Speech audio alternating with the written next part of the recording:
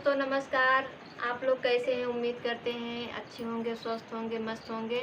और हम एक पचरा गीत लेके आए हैं, आप लोग फुल वॉच करके देखिए और हमारा गीत कैसा लगा। आप लोग फुल वॉच करके देखेंगे तभी आप लोग को पता चलेगा कि हमारा गीत कैसा है, और कमेंट में आप लोग जरूर बताना।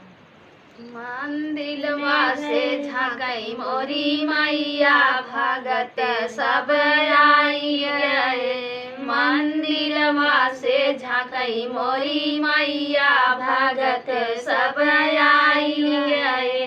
छप्पन मेल गई भोजन बनाए, छप्पन मेल गई भोजन बनाए। मंदिलवा से झांकई मोरी मैया भगत सब आई गए। मंदिलवा से झांकई मोरी मैया भगत सब आई गए।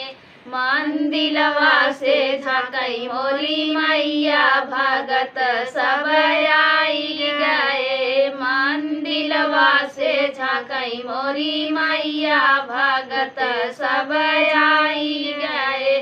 झझरे गेरुआ जमुना जल पानी, झझरे गेरुआ जमुना जल पानी। मंदिलवा से झांकई मोरी मैया भगत सब आई गए। मंदिलवा से झांकई मोरी मैया भगत सब लौटी गए।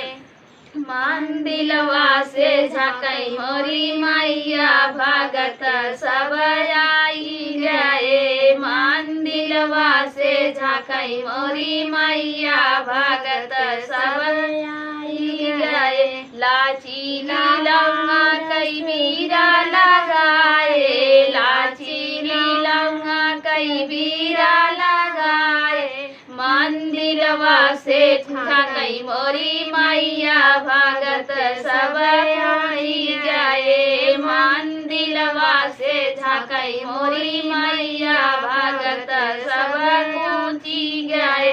मंदिलवा से झांकई मोरी मैया भगत सब आई गए। मंदिलवा से झांकई मोरी मैया भगत सब आई गए।